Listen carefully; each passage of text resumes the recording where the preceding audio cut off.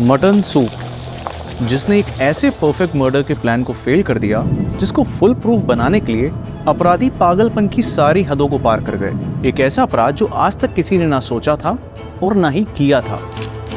एक ऐसा प्लान जिसको सफल बनाने के लिए कातिल को खुद का ही चेहरा जलवाना पड़ा। सुनने में आपको एक फिल्म की कहानी जैसा लगेगा, क्योंकि ये सच में एक तेलुगु मूवी से इंस्पायर होकर किया गया था। और अगर आपको लगता है कि मटन सूप में जहर था, तो ये आपकी गलतफहमी है, क्योंकि मटन सूप इसमें कोई मर्डर वेपन नहीं, बल्कि एक किरदार है जो एंड में सारे राज खोल देगा।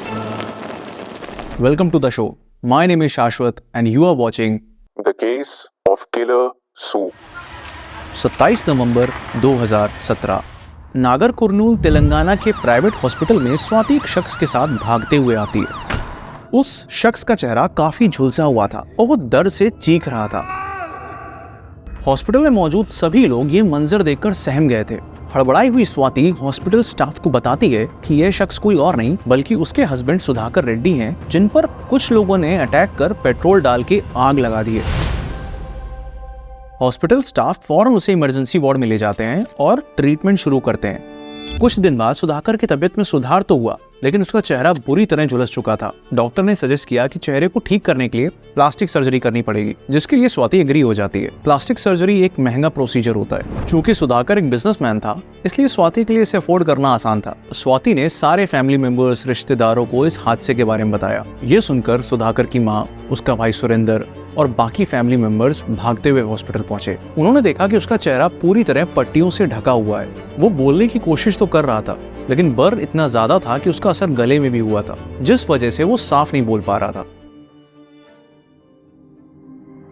जैसे जैसे दिन बीते और सुधाकर की हेल्थ में सुधार हुआ, तो डॉक्टर ने उसे लिक्विड डाइट लेने के लिए सजेस्ट किया और यहीं से कहानी में इंटरेस्टिंग मोड़ आना शुरू हुआ। सुधाकर को मटन सूप बहुत पसंद था, इसलिए उसकी माँ उसके लिए मटन सूप बनाकर हॉस्पिटल लेकर आई। लेकिन हैरानी की बात यह कि सुधाकर ने उस सूप को पीने से मना कर दिया। माँ ने काफी जोर डाला, उसके भाई सुरेंद्र ने भी काफी इंसिस्ट किया, लेकिन वो किसी भी हाल में सूप पीने को तैयार नहीं था। जबकि ऐसी कंडीशन में रिकवरी के वक्त इंसान को अपनी फेवरेट चीज खाने पीने का मन करता है। सुधाकर मटन सूप का इतना बड़ा शौकीन था कि यह बात सबको पता थी, लेकिन इस बार उसका पीने से मना कर देना उसके भाई सुरेंद्र के दिमाग में एक शक डाल गया। बट उसने यह बात किसी से नहीं कही। सुधाकर का चेहरा 30% से ज्यादा जल गया था, लेकिन उसकी हेल्थ में काफी सुधार हो गया था। उसके भाई ने नोटिस किया कि सुधाकर के बैठने, उठने और बोलने का तरीका काफी बदला सा था, मानो चेहरे के साथ उसकी पूरी पर्सनैलिटी ही चेंज हो गई हो। इन सारी बातों को गौर करने पर उसका शक इतना बड़ा हो गया कि वो बिना किसी से बोले सीधा पुलिस के पास चला गया और उन्हें पूरा इंसिडेंट बताया कि कैसे उसके भाई पर हमला हुआ। और फिर भी उसकी वाइफ स्वाति ने अभी तक कोई पुलिस कंप्लेन नहीं फाइल की। उसने ये भी बताया कि उसके भाई ने मटन सूप पीने से मना कर दिया, जो कभी उसे सबसे ज्यादा पसंद था। पुलिस के लिए ये सब बातें सुनने और समझने के लिए काफी अजीब थी। वो समझ नहीं पा रहे थे कि आखिर सुरेंद्र कहना क्या चाहता है, क्योंकि कुछ भी खाने पीने से मना कर देना कोई क्राइम नहीं होता। तभी सुरेंद्र ने अपने दिल में बैठे उस शक को जाहिर किया, जिसको सुनकर पुलिस भी हैरान रह गई। सुरेंद्र ने कहा कि उसे शक है कि जो आदमी हॉस्पिटल में एडमिट है वो उसका भाई सुधाकर नहीं, कोई और है। यह पुलिस के पास आया सबसे विचित्र केस था, इसलिए इसके लिए उन्होंने एक स्पेशल इन्वेस्टिगेटर असाइन किया। अब वो आदमी सुधाकर है या नहीं, इसका पता फिंगरप्रिंट्स के थ्रू ही लग सकता था। इसलिए बहुत प्लानिंग से सीक्रेटली पुलिस ने उस आदमी से फिंगरप्रिंट्स ले लिए और सुधाकर के आधार से लेकर बैंक तक सारे डेटा और रिकॉर्ड से मैच करवाना स्टार्ट कर दिए। कुछ दिन बाद रिजल्ट्स आ गए, फिंगरप्रिंट्स मिसमैच्ड। हॉस्पिटल में एडमिट वो आदमी जिसे वो इतने दिनों से अपना बेटा, अपना भाई मान रहे थे, उसका ध्यान रख रहे थे, वो आदमी एक्चुअली में सुधाकर था ही नहीं। ये ऐसा शॉक था जिसने पुलिस से लेकर स्वाति, सुधाकर दोनों के फैमिली मेंबर्स तक को हिला दिया था। स्वाति के पिता ने तो उसे अपना दामाद समझकर उसके इलाज में 5 लाख रुपए तक खर्च कर दिए थे। अब सवाल यह आता है कि वो आदमी कौन है और असली सुधाकर कहाँ है, और क्यों स्वाति सबको उसे ही अपना हस्बैंड बता रही है। आखिर कौन सा राज है जो स्वाति सबसे छुपा रही थी। इन सभी सवालों के लिए पुलिस ने स्वाति को पुलिस स्टेशन बुलाया और उससे सुधाकर पर हुए हमले से लेकर हॉस्पिटल में एडमिट कराने तक सारे इंसिडेंट के बारे में डिटेल से पूछताछ करनी शुरू की। पुलिस ने स्वाति के दिए बयानों में ढेर सारे लूप होल्स और कमियां पाई, इसलिए पुलिस ने सख्ती से स्वाति से पूछताछ शुरू की। सिंस वो कोई प्रोफेशनल क्रिमिनल नहीं थी, इसलिए कुछ वक्त बाद वो टूट गई और सब सच बताना शुरू किया। एक ऐसा सच जिसको किसी ने भी सपने में भी नहीं सोचा था। साल 2014 स्वाति की सुधाकर से शादी हो गई। यह एक अरेंज्ड मैरिज थी। सुधाकर पेशे से बिजनेसमैन था और स्वाति हॉस्पिटल में एक नर्स थी। उनके 2 छोटे बच्चे थे, एक बेटा दर्शित और छोटी बेटी हर्षिता। शादी के कुछ सालों बाद स्वाति को बैक पेन शुरू हो गया था। जब दर्द बर्दाश्त के बाहर हो गया तो वो सुधाकर के साथ डॉक्टर को दिखाने गई, जिन्होंने उसे एक फिजियोथेरेपिस्ट सजेस्ट किया। उस फिजियोथेरेपिस्ट का नाम राजेश था। शुरुआत के कुछ दिनों में स्वाति सुधाकर के साथ फिजियोथेरेपी के लिए जाती रही, लेकिन सुधाकर के बिजी स्केड्यूल के चलते उसने अकेले जाना शुरू कर दिया था। कुछ वक्त बाद स्वाति और उस फिजियोथेरेपिस्ट राजेश के बीच में अफेयर शुरू हो गया। धीरे धीरे वक्त के साथ ये इतना गहरा होता चला गया कि इन्होंने सब कुछ ताक पर रख दिया। स्वाति और सुधाकर की मैरिड लाइफ नॉर्मल थी, इसलिए स्वाति के सामने सुधाकर को डिवोर्स देने का कोई स्ट्रॉन्ग रीजन नहीं नजर आ रहा था। साथ ही डिवोर्स देने पर उसे सुधाकर की प्रॉपर्टी से भी हाथ धोना पड़ता।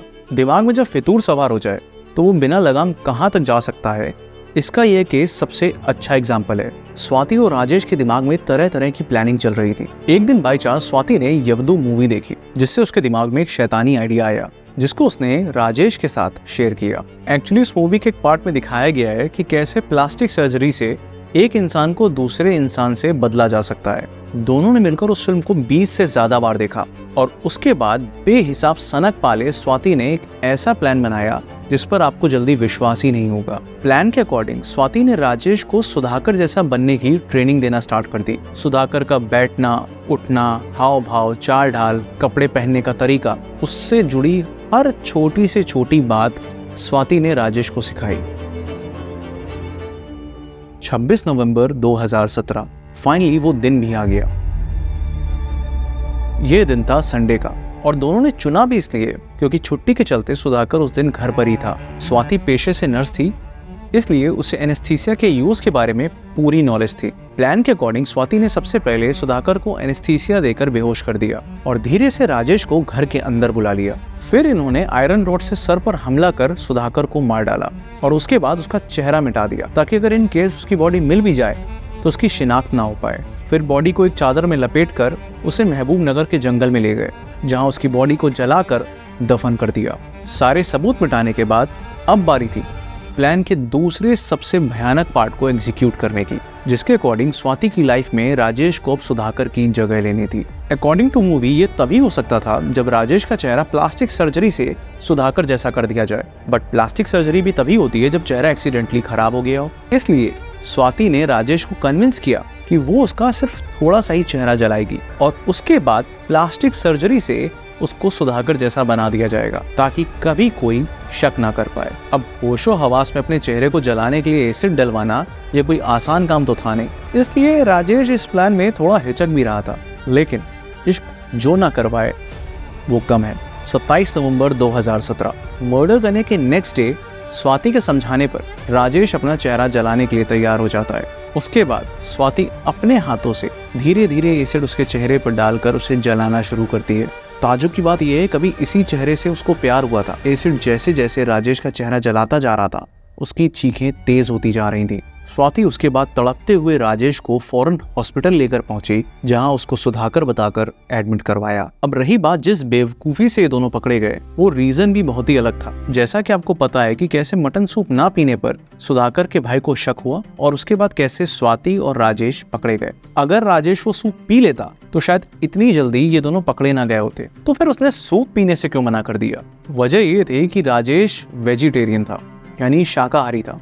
इस वजह से उसने सूप पीने से मना कर दिया। सरप्राइजिंगली स्वाति ने पहले से ही राजेश को सुधाकर के चाल ढाल, उठने बैठने के तरीके, खाना पीना, आदतों के बारे में सब कुछ बता रखा था, क्योंकि प्लानिंग बहुत डिटेल में हुई थी।